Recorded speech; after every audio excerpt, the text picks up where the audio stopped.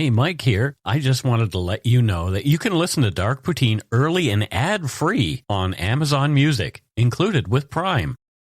This episode is brought to you by Reese's Peanut Butter Cups. In breaking news, leading scientists worldwide are conducting experiments to determine if Reese's Peanut Butter Cups are the perfect combination of peanut butter and chocolate. However, it appears the study was inconclusive, as the scientists couldn't help but eat all the Reese's. Because when you want something sweet, you can't do better than Reese's. Find Reese's now at a store near you.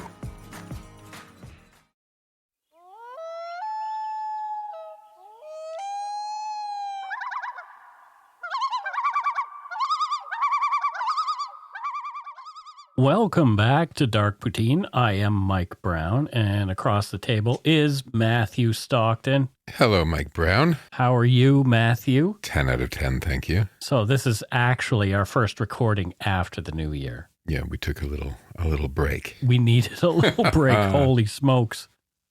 Yeah. So my brain needed a break anyway. Welcome back. Yeah. Welcome back, everybody. The views, information, and opinions expressed during the Dark Poutine podcast are solely those of the producer and do not necessarily represent those of Curious Cast, its affiliate Global News, nor its parent company, Chorus Entertainment. Dark Poutine is not for the faint of heart or squeamish. Our content is often intense, and some listeners may find it disturbing. We're not experts on the topics we present, nor are we journalists. We are ordinary Canadian schmucks chatting about crime and the dark side of history. Let's get to it. Put on your toque, grab yourself a double-double and a Nanaimo bar. It's time to scarf down some Dark Poutine. You are responsible for obtaining and maintaining at your own cost all equipment needed to listen to Dark Poutine. Dark Poutine can be addictive. Side effects may include, but not be limited to, pausing and questioning the system, elevated heart rate, pondering humanity, odd looks from colleagues as you laugh out loud at work, family members not into true crime worrying about you. Positive side effects may include some perspectives and opinions that you disagree with, as well as some wokeness and empathy. If you don't think Dark Poutine is for you, consult your doctor immediately.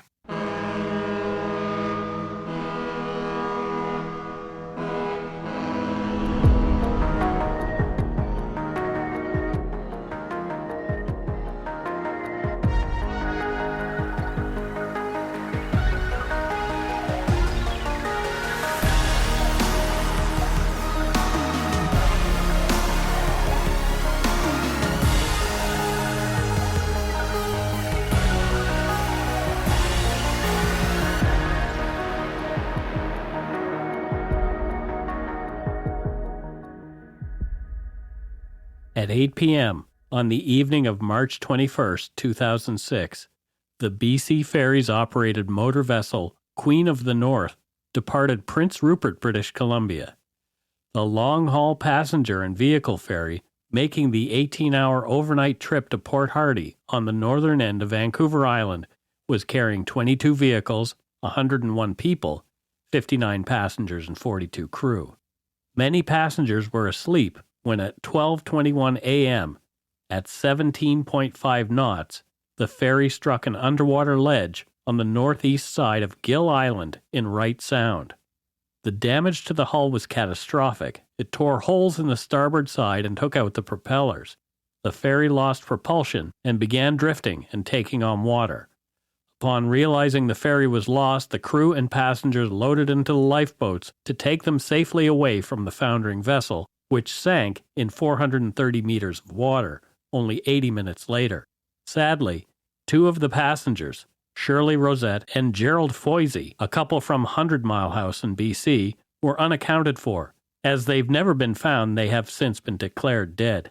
Investigations by BC Ferries and the Canadian Transportation Safety Board determined that the sinking was due to human error on the part of the ferry's navigational crew, and the RCMP undertook a criminal investigation. Helmswoman Karen Breicher was fired, as was Captain Colin Henthorne, who was rightfully in his cabin at the time. But the brunt of the blame for the incident fell squarely on the shoulders of another man, the ship's fourth officer. On March 16, 2010, the Crown charged Karl-Heinz Arthur Lilgert with 2 counts of criminal negligence causing death. Lilgert was subsequently convicted of both charges and sentenced to 4 years in prison. You are listening to Dark Poutine episode 250, The Sinking of the Queen of the North.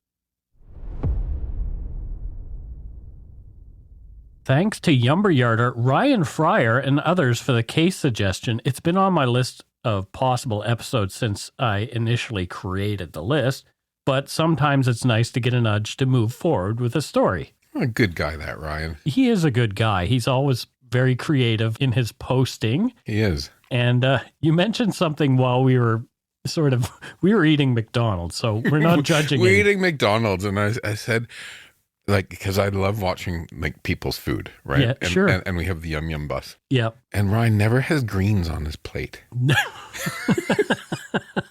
Oh, well. But the food looks delicious otherwise. Yeah. I think I still eat like an 8-year-old. I don't know what it is. Like, I could go with tater tots and chicken fingers every night. Yeah, so can I. Yeah. Well, nice shout out there to Ryan in Utah. Yeah, there you go.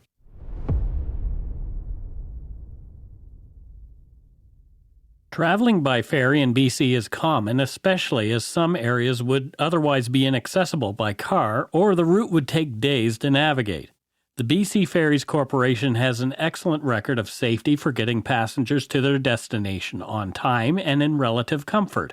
According to their website, they are, quote, proud to be one of the largest ferry operators in the world, moving more than 60,000 customers and 23,000 vehicles throughout coastal BC every day. The site continues. For 60 years, we have been dedicated to providing safe and efficient travel to our customers. Our role as ferry transportation provider goes beyond getting passengers from point A to point B. With 25 routes throughout the west coast of BC, we serve as advocates for the coastal environment and communities we operate. Operations began in 1960 with just 2 ferries providing service on a single route. Today, we have 39 ferries moving more than 22 million passengers and 8 million vehicles every year. End quote.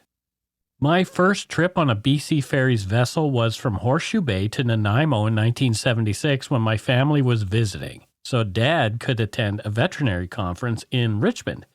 And I've always remembered the trip fondly and recall being awed by the beautiful scenery as the large ferry we were on traversed the channels on the way to Vancouver Island.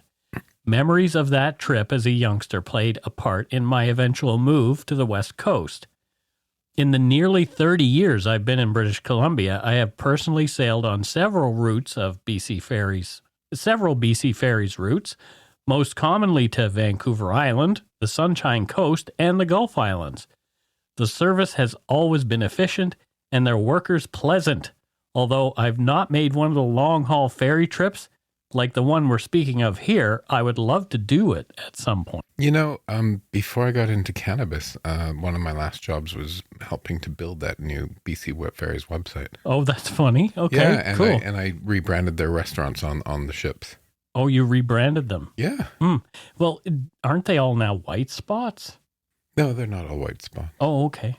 Yeah. No, so they're different ones. We just updated logos and stuff like that. Oh, I gotcha. Shops and restaurants. Oh, that's cool. But here's something funny. So BC Ferries was a client. Yep. I used to take the Helijet to the meetings. So the meetings were on the island? And I'd take the Helijet because it was faster. Well, yeah. But I eventually took the ferry. Yeah. Oh my God, that trip is so beautiful. Yeah, I love taking the ferry to the island. Just to Victoria from Vancouver. It's it's beautiful. And you walk out on the promenade, especially like early in the morning, right? Yeah. And the islands are going past. And it's almost like meditative, right? Yeah. Yeah. Yeah, I love taking the BC ferries. I really, really do. It's good. As well as tourism, many British Columbians use the ferry system to commute from place to place, and trucking companies utilize it as an efficient means to ship goods around the province. As a result, British Columbians have high expectations when it comes to getting around by ferry.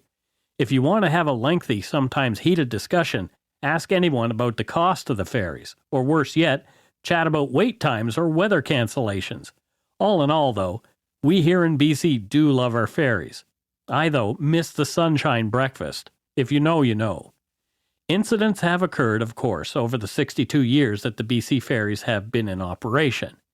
However, they are so rare that they often make the news. There have been collisions with other vessels, ferries have run aground, and there have been hard bumps into docks. There have been other severe and fatal incidents as well. From tsb.gc.ca, quote, "The Queen of New Westminster was docked at No. 3 berth in Departure Bay, British Columbia on the 13th of August, 1992. During the final stages of vehicle loading on the upper deck aboard the Queen of New Westminster, a van with 6 occupants was directed to stop.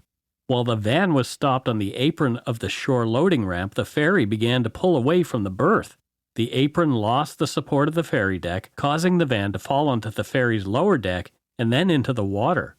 As a result of this accident, 3 of the occupants, 2 of them children, died, and 3 were recovered safely from the water, 1 having received serious injuries. The board determined that established clearance procedures were not followed, and the ferry departed prematurely from the berth. Contributing to this occurrence were the shore and shipboard personnel's preoccupation with maintaining the ferry schedule and communication problems associated with the use of portable radios by terminal personnel." End quote. Never before or since the Queen of the North incident, however, had BC Ferries lost a vessel. The 125-meter steel vessel weighing 8,889 gross tons, originally named the Stena Danica, was built in Germany in 1969. The government of British Columbia purchased her in 1974 for $17.7 million. The registry of the vessel was transferred to Canada. She was renamed the Queen of Surrey and served the route between Nanaimo and Horseshoe Bay for the next 6 years, making an average of 8 trips per day before undergoing a $10 million refit for the northern British Columbia ferry routes, adding staterooms, more cargo space, restaurants, and was then renamed the Queen of the North. And I just realized as I'm reading this, I didn't even realize it while I was writing, that could have possibly been the ferry that I traveled to Nanaimo. That's incredible. That's really weird. So they named her Queen of the North. Queen of the North. Well, as she was going to be serving northern British Columbia, They named her Queen of the North. It's my hope that our American listeners think of me as Queen of the North. I'm a tired old ferry from the 70s as well. I'm not going to make any references to going down because that would not be appropriate. Oh, no. Oh, dear. She was assigned to the inside passage route between Port Hardy on Vancouver Island and Prince Rupert in northern BC. In addition, she occasionally served Bella Bella, Skidgate, Queen Charlotte Islands, and several other small northwestern coastal villages. Due to the isolation of some of these communities where roads were poor or non-existent, she served as the primary source of transport, picking up residents and medical patients and dropping off food, mail, and supplies. In 1985, she was refurbished and designated the flagship of the BC Ferries fleet. A further refurbishment in the 1990s included, for safety, a second set of internally welded doors to prevent the bow from flooding in rough seas. Her final refit, costing $500,000, came in 2001 at the Vancouver shipyards. This included a redesign and modernization of the passenger decks. However, owing to her older single-hull design, the ship was not designed to survive a significant hull breach or the flooding of more than one bulkhead compartment. All newer ferries can survive flooding of at least 2 bulkhead compartments, and because of this concern, the ship was intended to be replaced between 2009 and 2011, but as we know, she never met her retirement date. According to the TSB report on the Queen of the North incident, at the time of her sinking, the vessel had 8 decks, including a double bottom as follows. Deck 8 was the ventilation deck. Deck 7, boat deck. Deck 6, promenade deck. Deck 5, saloon deck. Deck 4, platform deck. Deck 3, main car deck. Deck 2, tween deck. Deck 1, double bottom. The hull below the main car deck was subdivided by 11 transverse watertight bulkheads with 11 sliding watertight doors providing access to the main compartments. The engine rooms were located amidship. Deck 2, tween deck, contained crew accommodation spaces. There were 2 car decks, the main car deck and the platform deck, decks 3 and 4 respectively. Vehicles had access to Deck 3 by way of the stern or bow doors and ramps. Deck 3 was arranged for 3 lanes of cars on the port side and 2 lanes on the starboard side. The engine casing was mounted slightly off the center line. 2 sets of transverse flood control doors were fitted on this deck. Deck 4 was divided into 5 sections, port and starboard, with 3 hoistable platforms on each side. So this is quite a complex ship. Deck 5, the saloon deck, contained passenger common areas, such as the cafeteria and the bar, and also the galley and the purser's office. Deck 6, the promenade deck, contained a passenger accommodation space aft, a port midship lounge, and an enclosed reserved passenger seating area, as well as a lounge and passenger seating area forward. Deck 7, the boat deck, contained another passenger accommodation space aft, and the officer's accommodation space amidships, and the wheelhouse at the forward end. So this is like a floating hotel, essentially, that you can park your cars in. These things are huge. This one especially. This was a big ship. This isn't like the little aqua bus that Steve and I toot around on. No. On Falls Creek. Yeah. They're like small cruise ships. Yeah, totally. And it's meant for passenger comfort because these are long trips. I mean, if you had traversed all the way from Skidegate to Port Hardy, that's like a 22-hour trip. Yeah, it's not. Yeah, I mean, Vancouver Island. Yeah. If you look, it's like half of the UK. Yeah. Right. It's big. Yeah. The vessel was crewed in 2-week watches by a pair of live-aboard crew teams labeled A and B. The crew aboard that evening was Crew B, not Captain Henthorne's usual crew, as he typically captained Crew A. Due to issues with staffing at the time, Henthorne was heading Crew B. He said in his book, The Queen of the North Disaster, the Captain's Story, that he was unconcerned, writing that the alternate crew was very experienced, well-trained, and those that required it had been certified by the Ministry of Transportation, as one would assume. The typical route was to Prince Rupert from Skidegate and Haida Gwaii on the southeastern coast of Graham Island. Skidegate, located on Skidegate Indian Reserve No. 1, was formerly home to the Skidegate Mission, is also northern terminal for the BC Ferry service between Graham Island and Alaford Bay on Moresby Island. According to tradition, the village was named after an earlier village chief, son of the Chiton, whose name the late 18th century traders in sea otter pelts recorded as Skidegate. Between 1790 and 1820, the community was a hub for exploiting sea otter furs. Skidegate is home to several famed totem poles as well. On March 21, 2006, the B crew was 6 days into their 2-week watch, and all their trips had run smoothly. That day, the weather was clear, and there was little wind. The Queen of the North arrived in Prince Rupert at 5 p.m., unloaded passengers, vehicles, and cargo, and began prepping for the longer leg to Port Hardy. They were to take the inside passage through narrow channels along BC's western coast between the province's mainland and its numerous islands that required exact attention to its navigation. The ferry was loaded with vehicles and passengers, and she was not even close to a full sailing. Only 22 vehicles were aboard, with room for as many as 127. This meant fewer passengers as well. Although outfitted for 650, there were just 59 passengers that night. There was almost a crew member for every passenger, with 42 aboard, 2 of whom were training, and 8 slots were unfilled. Passenger cabins were assigned to those with cabin reservations, and if cabins were available, passengers without cabin reservations could purchase cabin space on board from the chief steward. Some passengers changed cabin assignments that night. The ramps were up, the lines were cast off, and at 8 p.m., Queen of the North left the dock. Captain Henthorne saw the vessel through the first hour of her voyage, leaving the bridge, he said, at 9 p.m. He left the vessel in what he believed were the capable hands of his crew. It was his turn for some rest. He spent the next half hour or so in his cabin, relaxing, before falling asleep in his bunk. In his book, Henthorne wrote that the next thing he knew, Karen Bryker, the vessel's quartermaster, was pounding on his door demanding that he come to the bridge on the double. Henthorne quickly got dressed, and while he was lacing up his boots, he felt and heard what could only be the ship colliding with something. Things flew off the surfaces in his cabin, and the captain was jerked back and forth by what he instinctively knew was the ship running aground. It was 12:22 a.m. on March 27, 2006. And we'll take a quick break and be back with more.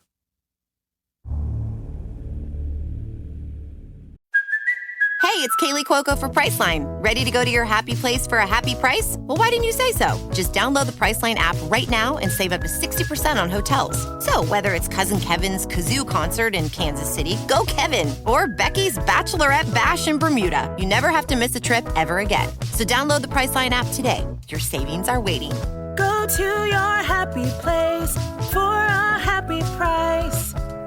Go to your happy price, Priceline. If you're looking for a smoking gun, I can absolutely guarantee you, you will not find it. In October 2001, a series of letters filled with a deadly powder called anthrax were dropped into the U.S. mail system. What started as an unprecedented case turned into an unsettling mystery. Who sent these deadly letters, and why? From Campside Media and Sony Music Entertainment, I'm Josh Dean, and this is Cover Up Season 4, The Anthrax Threat, available now.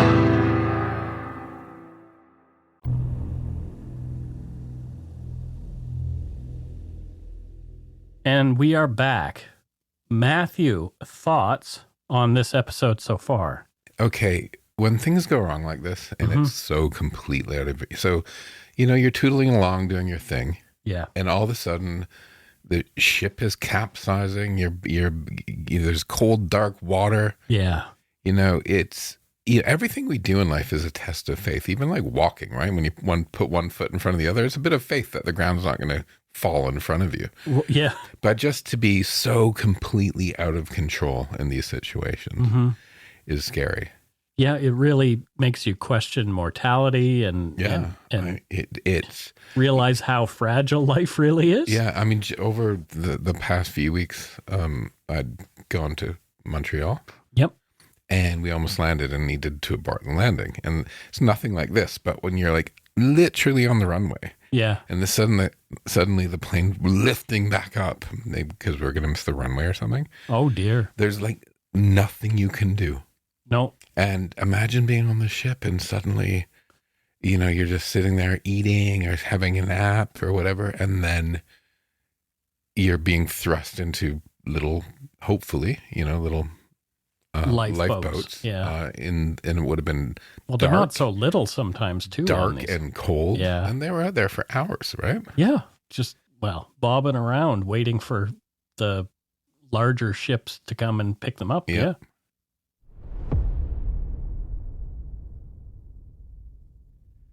The general alarm was already sounding when Captain Henthorne arrived on the bridge and found the second officer there. The second officer had, after seeing land on the starboard radar, moved the engine throttle controls from full ahead to full astern.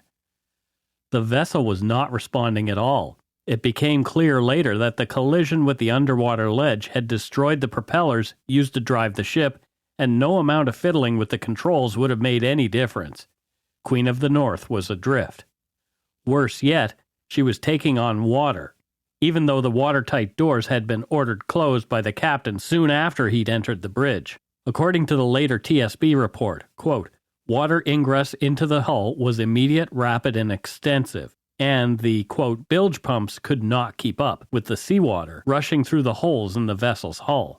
When the vessel struck the island, the starboard side hull plating was ruptured along the keel at the forward end and also in way of at least two other main watertight compartments, the main engine room and one crew accommodation area aft on deck 2, including the workshop below.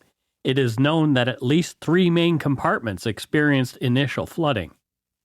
At 12:26 a.m., the Queen of the North advised Prince Rupert traffic that the vessel was aground and required immediate assistance. At 12:27, Prince Rupert Coast Guard Radio broadcast a Mayday relay on VHF Channel 16, indicating that the Queen of the North was aground, listing severely and taking on water just south of Sainty Point in Grenville Channel. Somehow, in the pandemonium of the moment, the vessel's exact latitude and longitude were misreported several times in the few minutes after the time of the collision.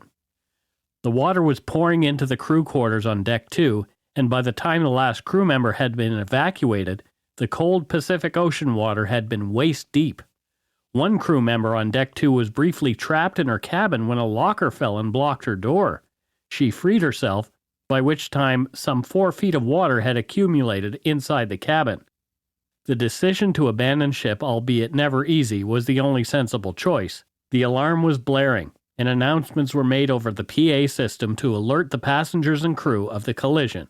All passengers and crew were told to go to the upper deck boat and life raft stations. Almost immediately after the grounding of the vessel, crew members were pounding on doors and checking passenger cabins. Lounges were cleared. From the TSB report, quote, "Clearing was not carried out according to the procedures in BC Ferries fleet regulations.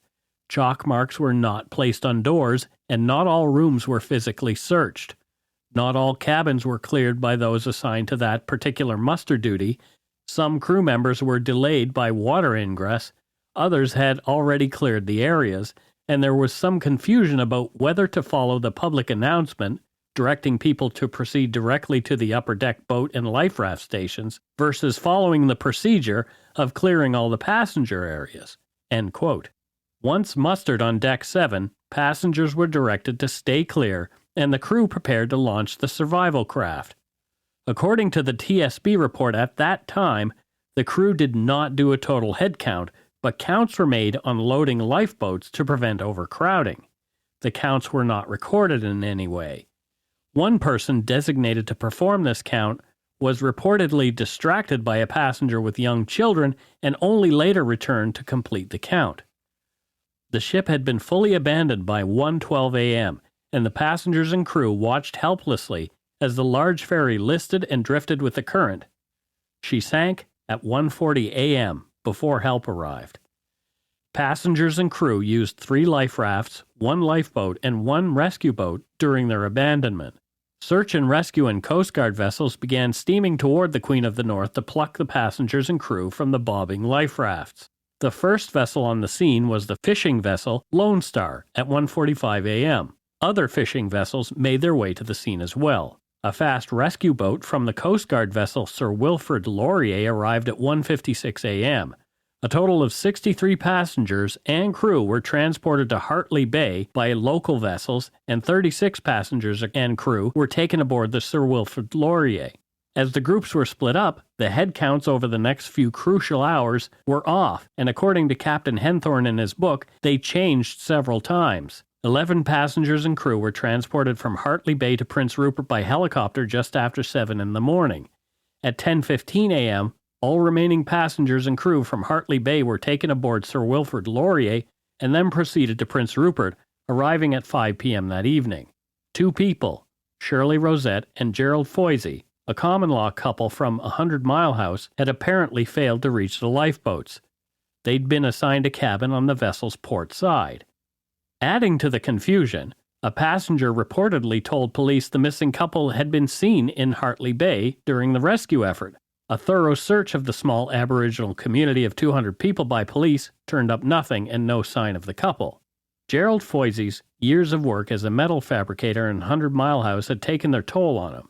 He was on a 6-month medical leave at the time of the ship's sinking and had been dealing with depression and alcoholism after a messy divorce. Shirley was working at a temp gig as a receptionist at Dog Creek Indian Band, where she was from. She had struggled as well. She'd lost her husband of 19 years after a fishing accident in 2003. She too had been depressed. They found comfort in each other's company. Gerald's boss later claimed that Gerald seemed to be turning things around and was due back at work that spring. One passenger claimed she saw Gerald and Shirley drinking wine at their dinner that night. Gerald's brother later said that he was aware Gerald had been drinking that day 2 bottles of beer that he was aware of. He also said that Gerald had more bottles of beer with him as he boarded the ferry. Both Gerald and Shirley took antidepressants to help manage their depressive symptoms. Gerald's doctor later said that had he been aware of Foisy's drinking problem, he'd never have prescribed the medication.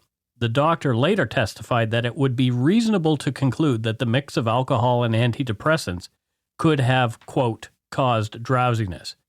Now, this in no way diminishes the responsibility of the crew and BC Ferries in regard to the couple's demise. However, it may have played a role. We will never know for sure. Yeah, I mean, but I'm kind of like, even if they're like drunk, yep, who cares? Exactly. You know, they're missing. It's their choice. There's no doubt in my mind they're dead, but we have to be careful about how the facts are presented to us in these cases, right? Because everyone's on both sides tries to mitigate, right? Right.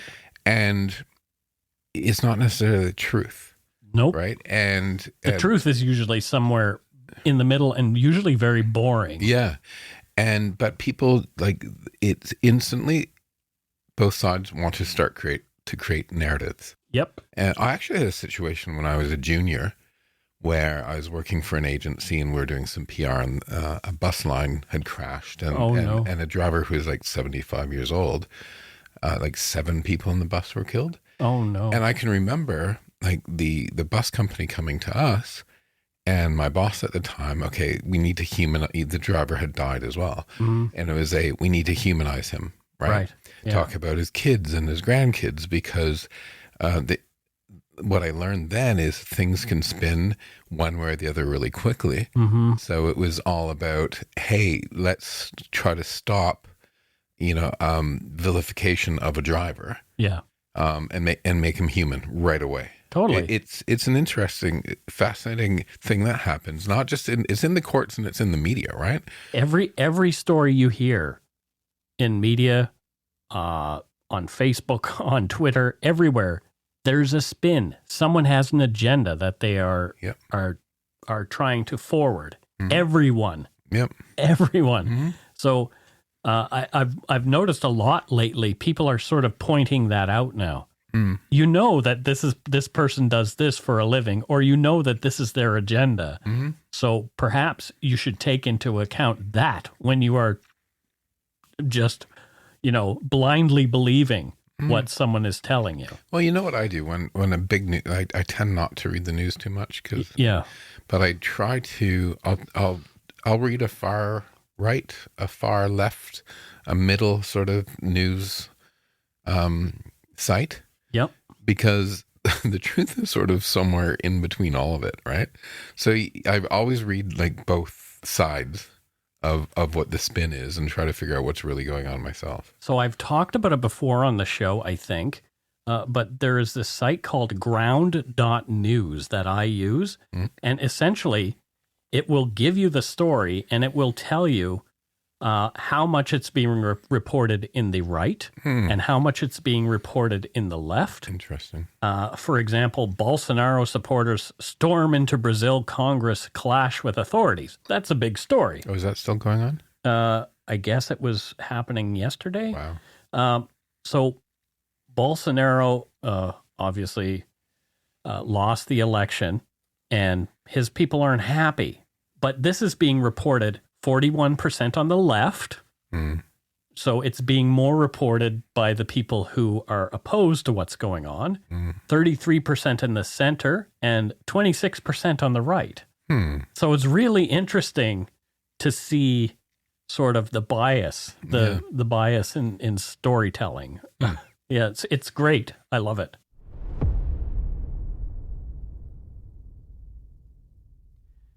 Maybe there was another explanation for the couple's disappearance. Perhaps they had not been on board to be evacuated. From Global News, quote, Gil Lawrence, who was traveling with her spouse to visit her sick father on Vancouver Island, recalled stepping onto an outside deck on the back of the ship to have a cigarette just before midnight. She noticed a middle-aged couple leaning against the outer wall of the ferry, standing in a quiet embrace and not talking. Lawrence said when she returned to her cabin, the couple remained outside. About 15 minutes later, she was jolted in her bed as the ship ran aground. I believe the couple outside was them because I never saw those people again. I just believe that because of the way the ship was listing, they could have fallen overboard. End quote. Regardless, no one has ever heard from Gerald or Shirley since, which is out of character for them. It is presumed that they died when the ship sank. All searches for them, including an extensive ocean search on the day they went missing, have proved fruitless, and a later inspection of the ship by submersible showed no sign of the missing couple. The obvious question was, how had this happened? How had such an experienced crew managed to run their vessel aground in waters they were familiar with? What came out was ugly, and appointed at the ship's fourth officer, Karl Heinz Arthur Lilgert.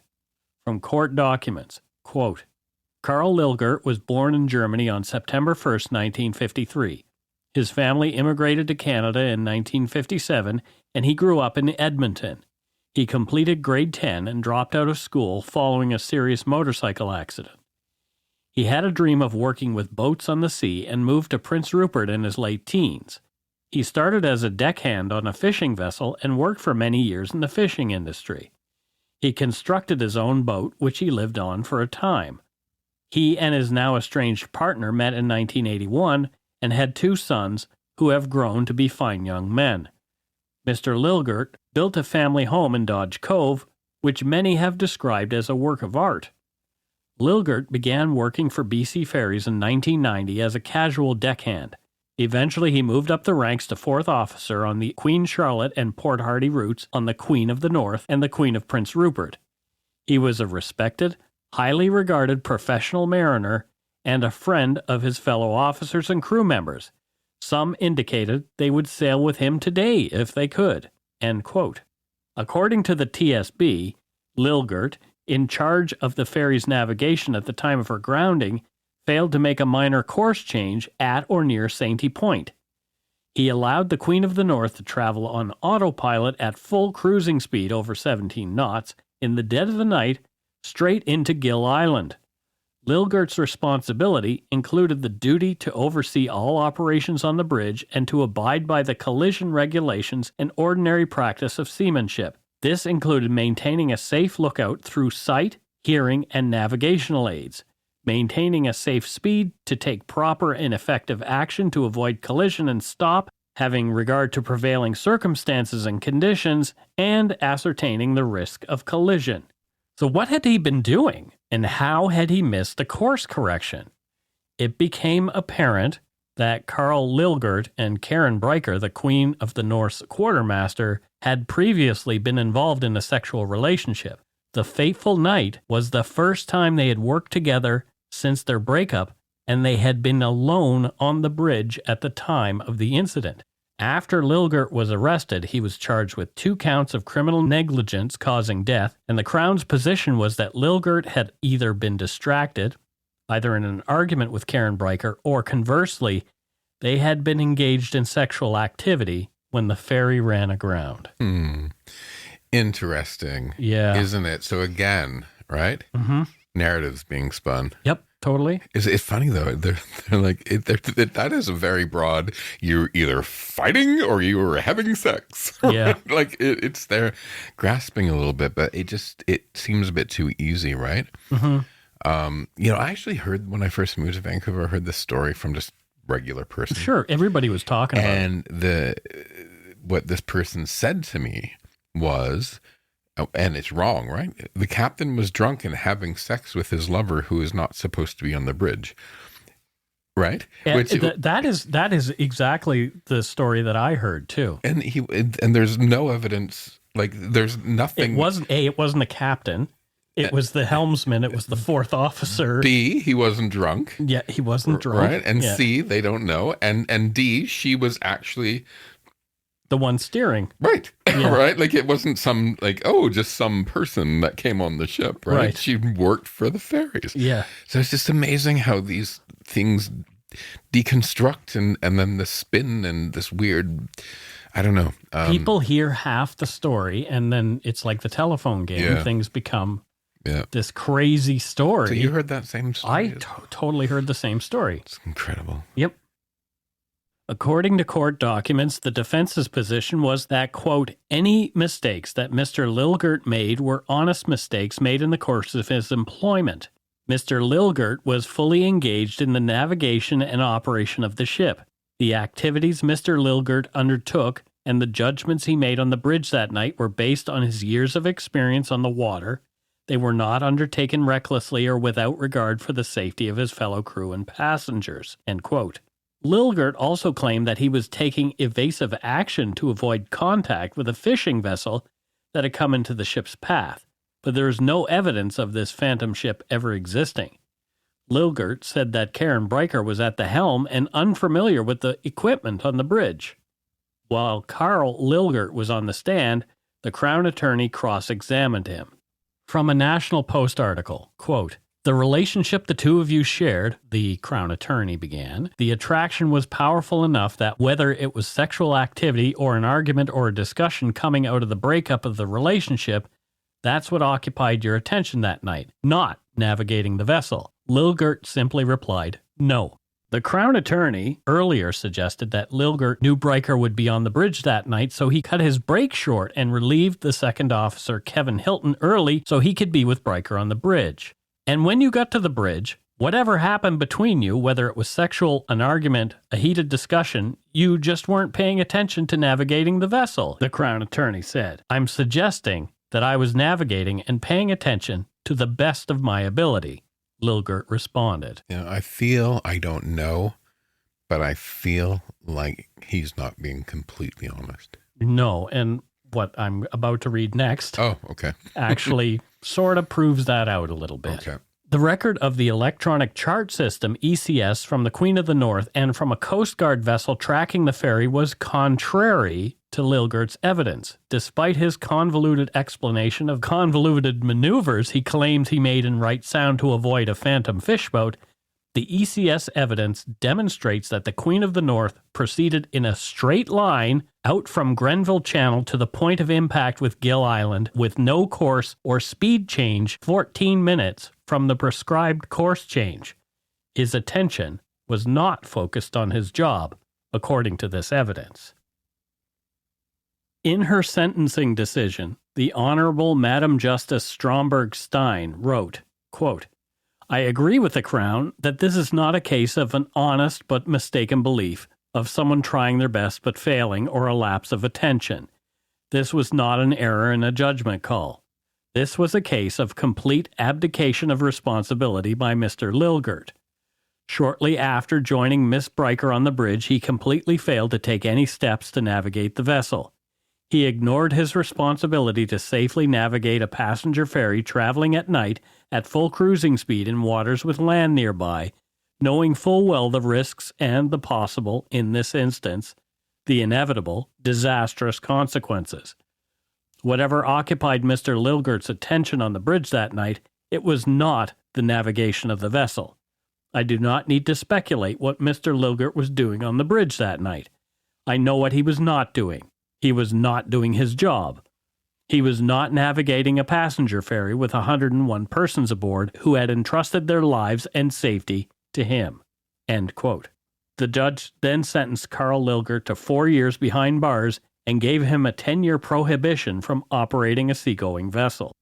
10 years after the disaster, Captain Colin Henthorne and Harbour Publishing released Henthorne's book titled The Queen of the North Disaster, The Captain's Story. Read it, it's great. According to the North Island Gazette newspaper, quote, "When asked about being fired from BC Ferries due to the sinking of the ship, Henthorne first said that he, quote, wasn't expecting it, but then added that he had actually thought about the subject and, quote, talked about it with my lawyer, but I was assured all along I'd be okay. I actually thought they were phoning me to come back to work, but they fired me," end quote. The article continues. Henthorne fought the termination from January 11, 2007 until November 24, 2011, when he lost on appeal to the British Columbia Court of Appeal. Henthorne felt the 5-year process of trying to keep his job wasn't the most frustrating part. He was more so upset that, quote, "the Workers' Compensation Tribunal ignored every piece of evidence that we presented. Their arguments were completely lame, and we were flabbergasted when we lost. It was a miscarriage of justice all the way." On the subject of the 2 passengers who went missing and were declared deceased, Henthorne said that they were definitely, quote, "seen on board. That's confirmed all the way," adding that the crew, quote, "expected them to turn up, but in the end they didn't. When people go missing, you always hope they turn up. Maybe it's denial, but 10 years later, I still hope. I just can't help it." When asked about how he feels about the tragedy now that a decade has passed, Henthorne took a deep breath and said that the entire ordeal has, quote, "just been an exercise in living with anger and trying to let it go, trying not to let it eat me up. I've reached a point where something will remind me of it and I'll get angry. But I know the anger's not going to destroy me. I just try to let it wash over me." End quote. BC Ferries did make some changes to prevent another miscount of passengers. According to the TSB, following the sinking of the Queen of the North, British Columbia Ferry Services, BC Ferries, updated the passenger reservation system for its northern fleet to create a manifest containing all passengers' names. At the terminal, all passengers are issued a boarding number, which is collected upon boarding, tallied, and then cross-checked against the names in the manifest maintained ashore. The tragedy also forced some much-needed changes nationally. On August 2nd, 2007, Transport Canada issued a ship safety bulletin recommending that vessel owners and captains have readily available information on all persons on board that will be of assistance during emergency situations and search and rescue operations. The recommendation was made in anticipation of Transport Canada adopting the International Convention for the Safety of Life at Sea, the SOLAS Convention, with regard to the information on passengers with the following additional details. 1. All passengers on board all passenger ships shall be counted prior to departure. The number shall be recorded and shall be readily available to the master. And the master is the captain. Details of persons who have declared a need for special care or assistance in emergency situations shall be recorded and communicated to the captain prior to the departure. In addition, the names and gender of all persons on board distinguishing between adults, children, and infants shall be recorded for search and rescue purposes. And 4, the information required by paragraphs 1, 2, and 3 shall be kept ashore and made readily available to the captain and to search and rescue services when needed. And obviously, companies are now made to ensure that the crew are familiar with all equipment and procedures. Yeah. So there you go. Matthew, what are your thoughts on this? You know, I was thinking while you're reading there. You know, these 2 people died, but it got me thinking about mass casualty events where somebody made an error. Yep. Or kind of just did something stupid, but wasn't setting out to hurt anybody. Right. Yeah. And like, think of, you know, how many stories have we heard of pilot error, driver error, captain error, crowd control error, right? Yeah, I remember that one event with it's like a cruise ship in Italy, I believe. That that ended up on its side, and the captain was blamed for that. Yeah, and I think of that driver who hit the bus full of hockey players. In Humboldt, yeah. And just when these stories come out, there's like a level of hatred and vitriol that happens. Mm-hmm. And I kind of think, you know, people do people things. Yeah. People make mistakes. Sure. Right? It's not like these people set out to kill people. No. And so often everyone jumps on this like really, really harsh bandwagon. Mm-hmm. Right? Like Canada was thinking about just deporting that guy who hit the bus. Yeah. Right? He made an error. Mm-hmm. And I just find it interesting that they're suddenly treated like they're like intentional mass murderers. Well, I mean, you know, there is a level of responsibility when it comes to that's the difference between negligent homicide, and actual murder. So yeah, you made a mistake, but people died because of your mistake. And don't get me wrong, I think people need to be punished, and we need to do this and set examples, but you know, creating a culture of vengeance and sort of vitriol from the public and sort of hatred. Mm-hmm. I don't want to live in a culture of vengeance like that. No. Right? No. Right? Like, yes, people should, you know, be fined or put in jail, like depending on what happened, but they didn't set out to do this. No. Right? And that's it for Dark Poutine episode 250, The Sinking of the Queen of the North.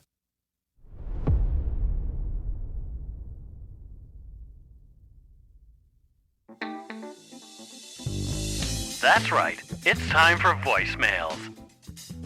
You can leave us a message at 1-877-327-5786 or 1-877-DARK-PTN. We'd love to hear from you. Let's see who called us this week.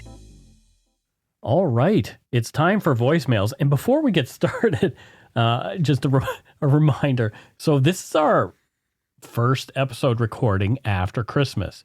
So probably into February, you're going to hear people wishing us Merry Christmas on our voicemails. And we'll take it. We'll take it. It's either early or late. Right? Exactly. But a lot of people called us over the holidays. So Okay, well, we really appreciate We're it. going to enjoy them. Yeah. Extend it. Exactly. So here is our first voicemail. Let's have a listen.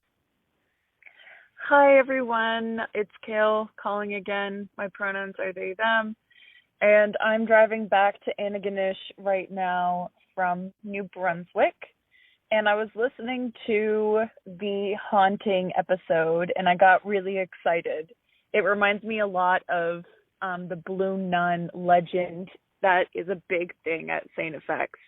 So the story, the most common story, I guess, goes that a nun in the 60s, whenever Mount St. Bernard residence was inhabited by the nuns, got pregnant by a priest at the university.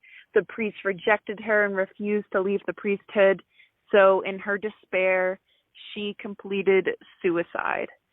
It's a big old story. I've never been able to find anything to back it up.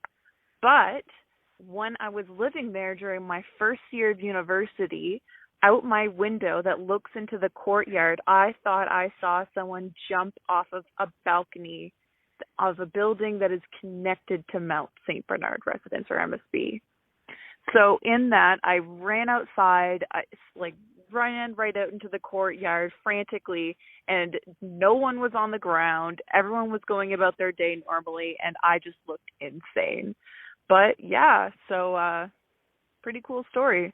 Take a shit in your hat and have a good day. Oh, wow. That's actually kind of a cool story. I like it when people call to tell us about haunting stories, and this one in particular, they're talking about sort of around where that haunting happened. It's fascinating. Nova Scotia has a lot of different weird stories like that. Do you remember Blue Nun wine? Yes. From the 1970s? Yes, I drank Blue Nun. Everyone thought it was so fancy. Fancy. Blue Nun. Didn't it come with a screw-off cap? Yeah, which most wine does now. Yeah. Oh, well. But in those days, a screw-off cap indicated crap. True. There was another wine that we drank called Great White back in Nova Scotia. And you'll never guess what was on the label. A shark. Yeah, it was a great white shark. Remember Baby Duck? Yes. Oh my gosh. Couple of alcoholics talking 70s about were fun. Booze. Anyway, let's move on to our second voicemail. Hi, Mike. Hello, Matthew. Just wanted to drop you a message. I'm Andrea from Inglis, Manitoba. I'm calling now to put you in the penalty box. Matthew branded me as a gin distiller. I'm actually the person that called in last year as Annie from Winnipeg to tell you about Winnipeg Square, why you can't walk across the street at Portage in Maine, and about the guy taking a poop in the planter in the downstairs mall and how that went viral. Matthew has already branded me as a city planner from that interaction. I sort of moved across the province. I guess I am currently city planning here in Inglis. I just want to say that if I am also now a gin distiller, I'm going to need an increase in salary for taking on this new additional role. Thank you for everything you do. I absolutely love the podcast. I never shut up about it to my family and friends, and I think they're pretty irritated about that with me. But please keep up the great work and go take a shit in a planter. Annie. Well, thank you. I love that. Well, anyway. Hey, your extra pay is that you get to have some free gin. Yeah, exactly. I thought that was her hobby. Yeah, so it's like her side gig. Too funny. Anyway, thank you. That's thank great. you so much. And I'm always up for hearing more about the pooping in the planter. Go poop in your planter. I can remember. I remember that like it was yesterday. It so traumatized me to see that video of this man just, taking down his pants and having a giant old stinky doo-doo in the... Maybe that's how we sign off. Go shit in your planter. Go take a dookie in your planter. Blech. Anyway, Here's another voicemail. This one looks like it might trail off, so we'll see. Hey, Nancy here. Just wanted to say I really love enjoying listening to you and Matthew talk. It kind of reminds me of SCTV, Bob and Doug McKenzie kind of thing. You guys are amazing. You've helped me out so much with my mental health. I just really hope that the other podcasters don't know that I'm not listening to them. But will not say their names. I enjoy watching them. Anyway, listening.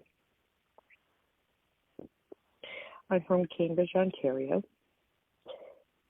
I just want to say I really enjoy listening to you guys. You guys help me out with everything. Thanks again. Go shit in your hat. Well, it sounds like she kind of lost her confidence a little bit there. But you know what? But what I love I used to hate public speaking. She compared us to SCTV. Yeah. Which was the best show to ever grace the airs. It was. Did you know that their production budget was $5,000 an episode? Probably something like that. I was listening to something the other day. I remember the Schmengi brothers. Wasn't it Eugene Levy and John Candy were the Schmengi brothers. Cabbage rolls and coffee. Yeah, I love them so much. Yeah, it was a pretty funny show. Well, thank you, Nancy. Yeah, we really appreciate it. And you know what? We're glad we're there for you as well. Yeah, it's not easy to call in and yak. You know, like people start a conversation, and we've heard it a bunch of times. They start a call. Sometimes people just hang up. And they're just like, oh, to hell with this. Yeah, so it's all good. Yeah. No, it's great. I'm glad you listen, and I'm sure other podcasters are hurt that you don't listen to them, but just keep. You know what? There's other people who don't listen to this show, so keep listening to us. Exactly. Thank you. And here's our last voicemail. Hi, guys. Special hi to Steve as well. Big fan here, calling from Prince Rupert Island. My name is Hazel. I just finished listening to the episode 1 on Diana Russell. It's a very sad case. And I just wanted to put in my 2 cents worth for the voicemail section of the show. You got into a bit of a back and forth about the proper pronunciation of Newfoundland. I don't think anybody actually says Newfoundland, but definitely here on the Atlantic coast, we would pronounce it Newfoundland or Newfoundland. Anyway, I just want to back up Mike there on your pronunciation. I'd love to hear your guys' take on a couple of cases that come out of Prince Edward Island. We're a pretty small place and we don't get mentioned very often, I find, on podcasts. I think I'll write up an email with a couple of suggestions for you guys that I'd really love to hear you cover. I guess that's it. Love the show, guys. Take care. Go shit in your hat. Bye-bye. Yeah, that's awesome. Thanks, Hazel. Over the years, we've covered a few since the one that she's talking about.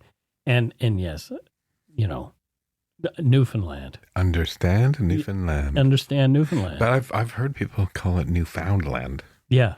I'm like, stop it! That's wrong! If you're British, I could understand that. Because it's Newfoundland. Yes, exactly. No, it's not. People were here long before you. Exactly. Well, the Vikings, you know? Yeah. Yeah, the Vikings were there. First Nations people. First Nations people. people. So Hazel's from PEI. Yeah. It's a very small province. I love PEI. I've not gone yet, but everyone tells me I'd love it. Yeah. And go in the summer, though, and in the late summer. I want to go and... Don't go early summer because tourism is crazy. Yeah. Go late summer, like the end of August, beginning of September. Perfect time to be in PEI because you'll have the beaches to yourself. Let's do more crime from PEI. Yeah, for sure. Yeah. I have a few on my list. Good. Yeah. That's it for this week's voicemails. Again, you can leave us one at 1-877-327-5786 or 1-877-DARK-PTN.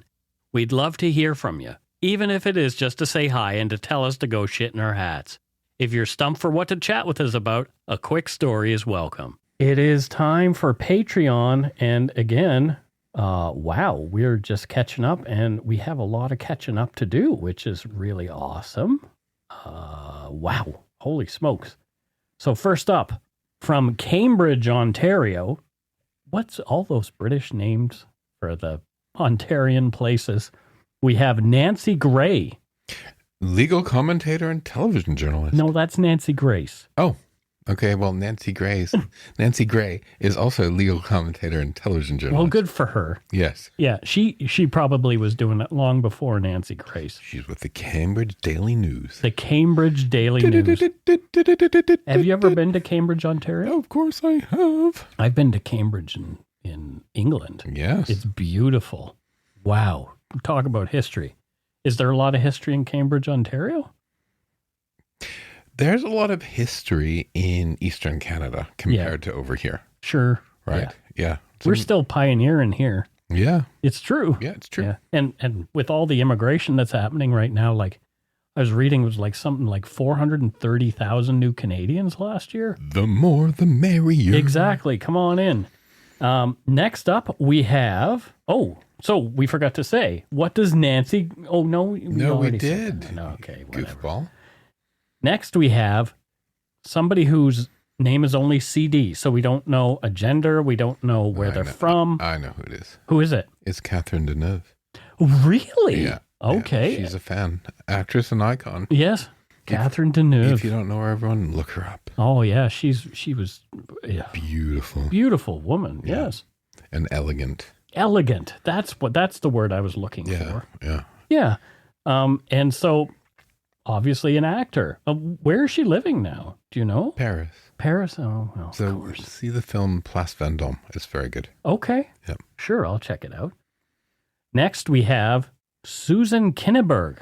And I don't know where Susan's from. She's from Langostine. Where's that? In the prairies somewhere. Okay. Yeah. And what does she do there in the prairies? She's Langostine. She's a speechwriter. Oh, she's a speech. Who does she write speeches for? She doesn't say. Okay. Because they want people to think that they are smart. Oh. But in fact, Susan is the smart one. So, yeah, any politician. Yeah, so she's actually writing policy. There you go. Good for you, Susan. Keep it up. And thank you for becoming a patron. Thanks, Susan. Thanks, CD. Thanks, Nancy Grace. Nancy Gray. Next, we have Carolyn Butley. And Carolyn is from Anna Bay, Australia. Yeah.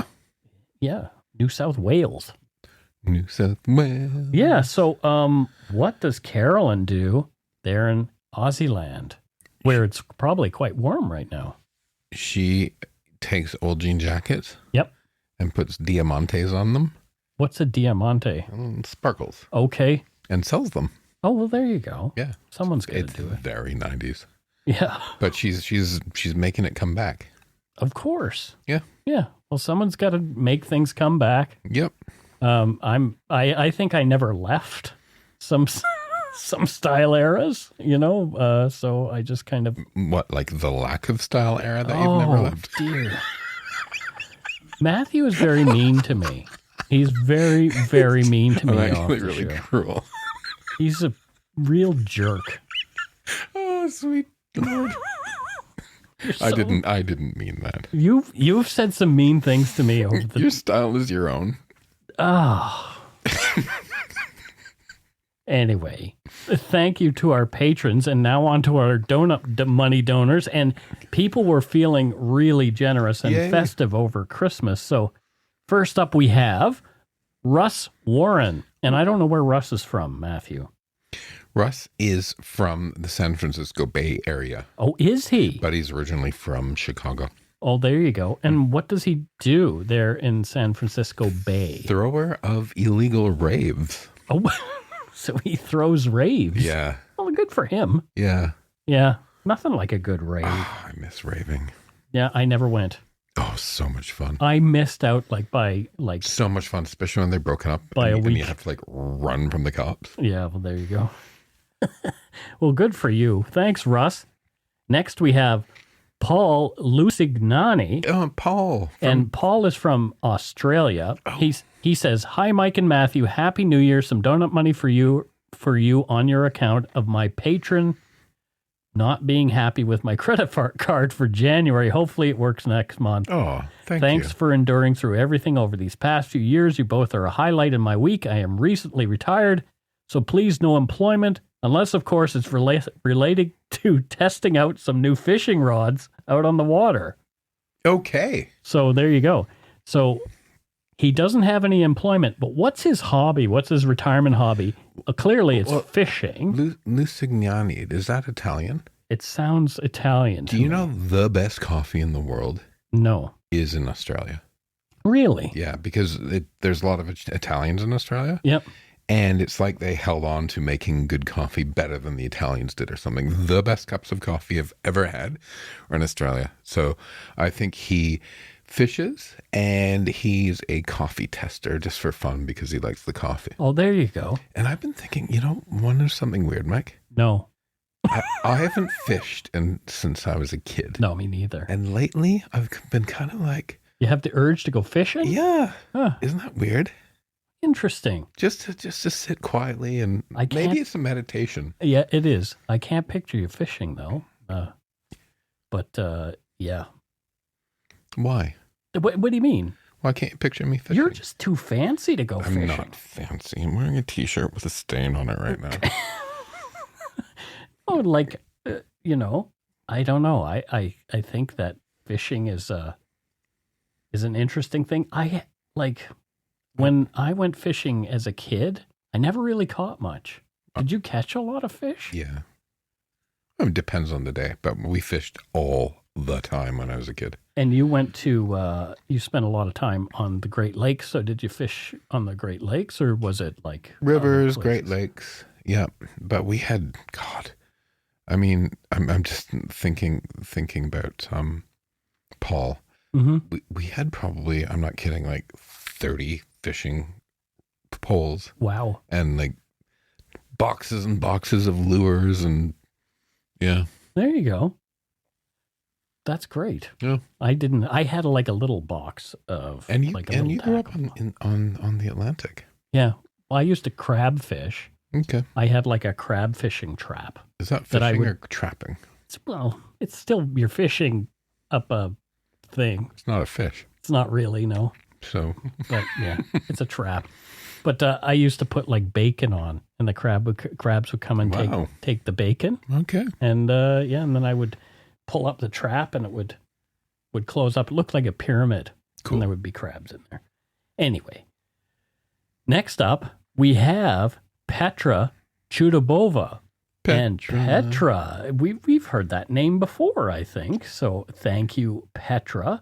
What does Petra do with herself? She says, "Have a lovely Christmas time. I wish you guys all the best. You're doing a wonderful job as always. P.S. I've listened to the episode where you are wondering how people had a hard living in the 20s. Guess what? I lived at a place with an outhouse just 15 years ago." Wow. So, yeah.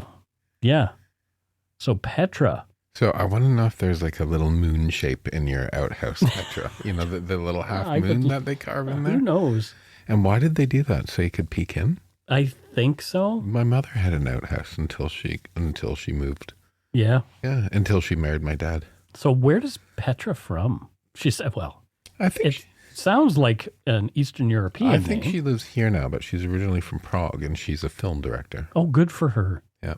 Has she directed anything I've seen? Probably not. No. Yeah, okay. Well, there you go. Thank you, Petra. I had to think of that. No. Thanks, Petra. I kind of want to know, Petra. Yeah. Can you call or write and tell us this story of you living where there was an outhouse? Sure. Are you in the middle of nowhere? Are you sort of doing like an off-grid thing? Do you just like to poop outdoors? Well, an outhouse isn't shitting in the woods, though, right? Like it's still. It's we want to know the story of this outhouse, so please let us know. There you go. Next, we have Sharon Hogue. And Sharon says, wishing Mike, Matthew, Justin, Steve, egg and waffles a very Merry Christmas and a Happy New Year. Aw. Sharon lives in my hometown. Yeah, and she's mentioning my egg and waffles. They're such good boys. They love Matthew's coat. They're so sweet. They are, yeah. So I have like this like tweed jacket that I put down and like both curl up on it and like fell asleep. Yeah, they're very cute little boys. So she's from your hometown, and what does Sharon do there in, is it Strathroy? Yeah, Terrible. she's in Strathroy. Mm-hmm. What does she do? I don't think she does anything other than just wait to be crowned the Turkey Queen every summer. The Turkey Queen? Yes. Oh, what's the Turkey Queen? Well, I'm not from there. I don't know what. Festival. Okay. Yeah, so Strathroy was the biggest producer of turkey in the world for a while. Oh. And there was the Turkey Festival every year, and every year there's a Turkey Queen and King. Bridgewater was the Christmas tree capital of the world for a while, too. Yeah. Interesting. Next, we have Jennifer Hess. Jennifer Hess. And what does Jennifer do, and where does she live? Jennifer lives in Manhattan. Okay. And she's a philanthropist and socialite. Good for her. Yep. I want to be a philanthropist and socialite. You'd make a good philanthropist and socialite. Wouldn't I? I would like to do that, Wouldn't I too. make a great lady who lunches? You'd like a lunch lady? No, a lady who lunches. A lady who lunch. Okay, I gotcha. Anyway. Thank you, Jennifer. Thanks, Jennifer. And continue philanthropizing. And socialiting. And socialiting, yeah. Next, we have another Jen. This is Jen Harris. She says, Merry Christmas, guys. It's been a crazy year, but I'm glad to have found you. It made the year less bad. Hope next year is a great one for you. P.S. Matt, my family is from Chatham and Wheatley, now in Leamington. So Okay. she's told us where she lives. P.P.S. All of my pets are named after the Beatles and Eminem. My dog is Ringo, John, Paul, George. My other dog is Eleanor Rigby. We also have chickens named after Beatles songs. Hilarious. So That's interesting. fantastic. That is really cool. Why not? Yeah, a chicken named Michelle My Belle. Anyway.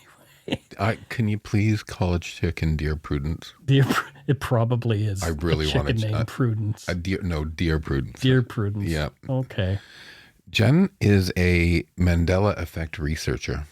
Wow. Yeah. So the Mandela effect is a belief that you have or hold that isn't necessarily true. But one that a big part of the population. The masses believe. So a lot of people, and I don't get this. And right? it comes it's from named after Nelson Mandela. saying because a lot of people thought that he died in jail in the 80s. Yes. But he died like 9 years ago or something like that. And he became the president of South Africa. And I don't get how people don't know that. But anyway, so the Mandela, so Jen is a Mandela effect researcher to figure out how these things happen. Mm-hmm. Her chickens are a great inspiration. There you go.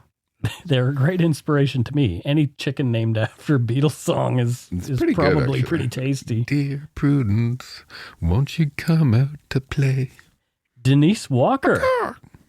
Denise Walker is our next donut money donor, and she says, a wee bit of donut, nay, Christmas cookie money. Happy holidays. Thanks for the laughs and intrigue this year. Hugs from Stony Plain, Alberta. Stony Plain. She has a company called Gravestones and Gargoyles. There you go. She's a stonemason. A stonemason. That's kind of cool. I remember a lot of really cool gravestones in the cemetery that I used to work in. I'm fascinated with cemeteries and gravestones. Yeah. Love them. Did you go to the graveyards in London? Of course I did. I went to Highgate, both sides. You have to go to Père Lachaise in Paris. So I was in Paris. A bunch of people went to Père Lachaise. And you didn't. I didn't because I was hungover. You fool. Yeah. I really am sad that I missed it because Jim Morrison's buried there, as well as a lot of other famous people. Oscar Wilde, yeah. Lots of people. But hey, you're going to go to Paris someday. I am. What did I give you for Christmas other than books? You gave me like little tags from my luggage tags. Luggage tags. I'm trying to promote Mike to do more traveling of the world. I do want to see more of the world. So instead of airline tickets, I gave you luggage tags. I'm going to try and take a big trip every year. You should. Yeah. Nothing like traveling. Yeah. Like hit a different country every year. Do it. Yeah, it should be fun.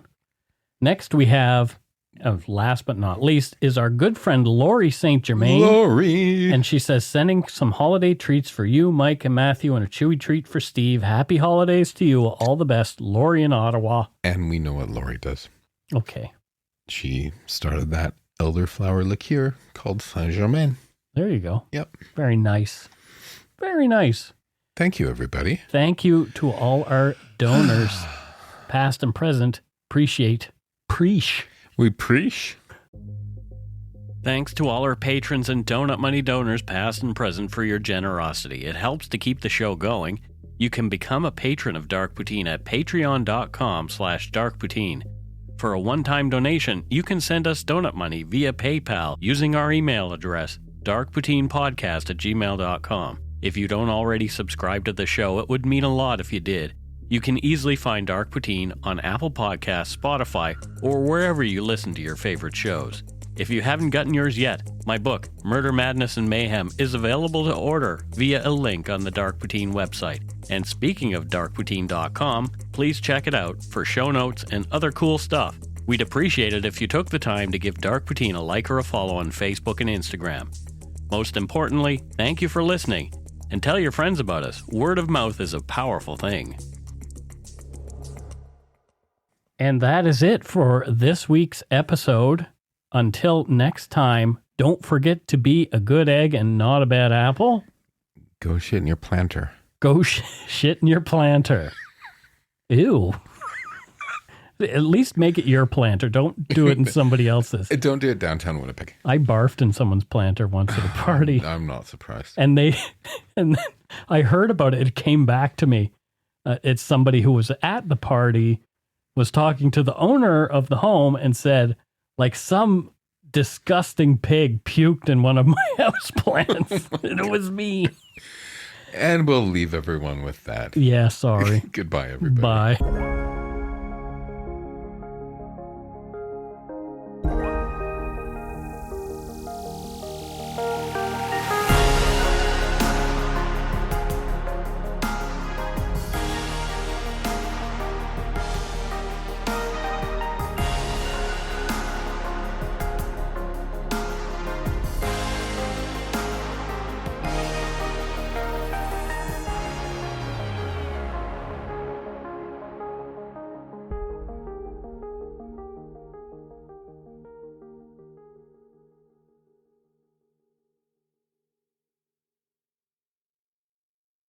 I said to my parents, don't trust her. They wouldn't listen. Every family has a secret. Joy Delaney, mother of 4, has gone missing. From the author of Big Little Lies comes a chilling new mystery to W. You were an emotional chaos sinkhole, Amy, and I'm sick of it! Starring Annette Bening. Nobody can break your heart like your own children. And Sam Neill. She will come back. Here we go. Strap in. Apples Never Fall. All new Thursdays, only on W. Stream on Stack TV.